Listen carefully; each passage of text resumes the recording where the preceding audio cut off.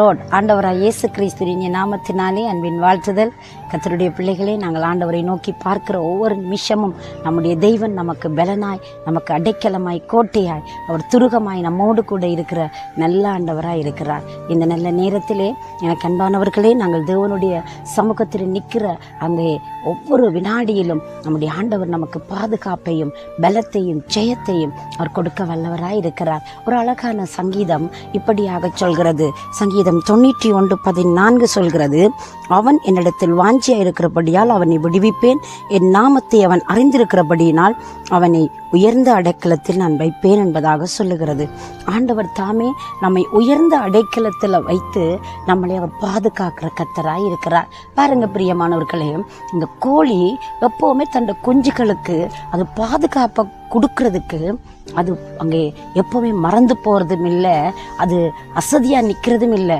அங்கே பாருங்க, சின்ன குஞ்சில இருக்கும் பொழுது அந்த கோழி, தாய் கோழியானது அவ்வளவு பாதுகாப்பை கொடுத்து தன் சிறகாலம் மூடி அவ்வளவு பத்திரமா பவ்யமா அது காத்து நடத்துது. பாருங்களேன், இந்த சாதாரண ஒரு பறவைக்கு இவ்வளவு ஒரு ஞானம், இவ்வளவு ஒரு பலம் இருக்குது. பாருங்களேன், அதுக்கு அங்கே ஒரு பிராந்து வருகிற பொழுது அது எதிராய் போய் அங்கே மிகவும் வேகமாய் அங்கே அது பாய்ந்து, அது மட்டுமல்ல தன்னுடைய சட்டைகளை மூடி தன் குஞ்சுகளுக்கு சத்தத்தை கொடுத்து தன்னிடத்திலே கூட்டி சேர்க்கிற விதத்தை பார்த்தா எவ்வளவு ஒரு ரசனையாக இருக்கிறது.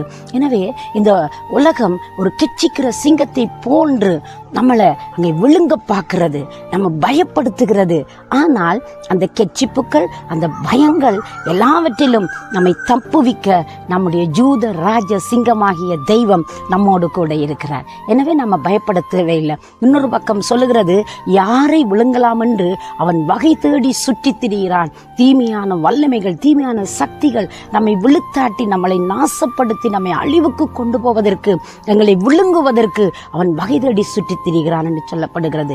எனவே இந்த உலகத்தில் நம்மளுக்கு பாதுகாப்பு என்று எதுவும் இல்லாத போது மனிதனுடைய ஆவி, ஆத்மா, சரீரம் என்ற 3 வஸ்துக்களையும் பாதுகாக்கக்கூடிய ஒரே ஒருவர் நம்முடைய ஆண்டவராய் இயேசு கிறிஸ்து. ஏன் நான் அப்படி சொல்லுகிறேன் தெரியுமா? மனிதன் சாபத்திலே அழிந்து போக அங்கே நேர்ந்தது, அவன் பாவத்தில் அழிந்து போக நேர்ந்தது. அவனுடைய வாழ்க்கையில அவன் செய்கிற அன்றாட தீமையான காரியத்தின் நிமித்தம் அவன் கெட்டழிந்து போக நேரிடும். ஆனால் தெய்வமோ தம்முடைய வசனத்தை அனுப்பி, தம்முடைய ஆவியை அனுப்பி, தம்முடைய ஜீவனுள்ள வார்த்தையினால் ஒவ்வொரு மனிதனையும் அவர் கட்டுகிறவராய், காக்கிறவராய் இருக்கிறார். எனவே அன்பான தேவ பிள்ளையே, அங்கே அதுதான் சங்கீதக்காரன் தாவீது சொன்னான், நான் வலதுபுறம் இடதுபுறம் சாய்கிற பொழுதெல்லாம் கர்த்தாவே உம்முடைய கிருபை, உம்முடைய வசனம் என்னை தாங்குகிறது, உம்முடைய வசனம் என்னை தாங்குகிறது என்று சொல்லப்படுகிறது. எனவே என் அன்பு பிள்ளைகளே, அழகான வார்த்தை சொல்லுகிற பிரகாரமாய் என்னிடத்தில் வாஞ்சியா இருக்கிறபடியினால் அவனை நான் விடுவிப்பேன், என் நாமத்தை அறிந்திருக்கிறபடினால் அவனை நான் உயர்ந்த அடைக்கலத்தில் வைப்பேன். நம்முடைய ஆண்டவர் நம்ம உயரத்தில் வச்சு அழகு பார்க்கிறவருங்க. நம்முடைய ஆண்டவர் நம்ம அங்கே மகிழ்ச்சியாய் வெற்றி சிறக்க பண்றதுல அழகு பார்த்து மகிழ்கிற தேவனாய் இருக்கிறார். பாருங்க, சாதாரண ஒரு பெற்றாரை எடுத்துக்கொண்டாலே தன் பிள்ளைக்கு பாதுகாப்பு கொடுக்க வேண்டும், தன் பிள்ளைக்கு நல்ல படிப்பை கொடுக்க வேண்டும், நல்ல பாடசாலையை தெரிவு செய்ய வேண்டும், நல்ல கல்வியை புகட்ட வேண்டும், நல்ல ஆகாரத்தை கொடுக்க வேண்டும், நல்ல ஆடைகளை கொடுக்க வேண்டும். எப்போ ஆச்சு நம்மகிட்ட பணம் இருக்குது, எல்லாம் இருக்கிற பொழுது ஒரு ஆடையை நாங்கள் எடுப்பதற்கு போகிற பொழுது அதனுடைய குறைவானதை, தரமில்லாததை, விலை குறைந்ததை, அங்கே மிகவும் பழசானதை நம்ம எடுப்போமா? எப்பவுமே நல்லதை, சிறப்பானதை, அழகானதை தேர்ந்தெடுப்போம். அது எவ்வளவு பணம் செலவாகுதுன்றது கூட நாங்கள் யோசிக்க மாட்டோம். அப்படி எங்களோட பிள்ளைகளுக்காக மாமிசமும் ரத்தமும் பாவமும் உள்ள இந்த மனிதர்களாகிய நாங்களே எங்களோட பிள்ளைகளுக்காக இப்படி சிந்திக்கிற பொழுது, இந்த உலகத்தை படைத்து அண்ட சராசரங்களை உண்டாக்கி ஆளுகிற தகப்பன் எனக்காக, உங்களுக்காக எத்தனை நன்மையை செய்ய முடியும் தெரியுமா?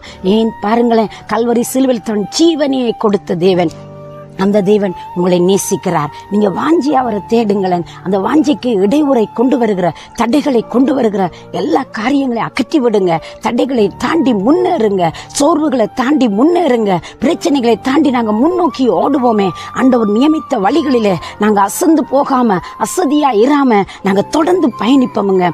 தேவன் நமக்கு பக்கபலமா இருப்பார். எந்த உலகத்தின் தந்திரங்களும், எந்த பொல்லாத வல்லமைகளும், எந்த மனுஷிக சூழ்ச்சிகளும் எங்களை விழுங்காதபடி அழிக்காதபடி நம்முடைய தேவன் சர்வ வல்லமை உள்ள ராஜா நம்மோடு கூட இருந்து நம்மை நடத்த வல்லமை உள்ளவராய் இருக்கிறார். அவர் ஜூத ராஜசிங்கம், அவர் உலகத்தை ஜெயித்தெழுந்தவர், அவர் வல்லமையும் பராக்கம் என்ற தேவனாய் இருக்கிறார். எனவே இந்த நல்ல நாளில் நாம் அவரை நோக்கி பார்ப்போமா?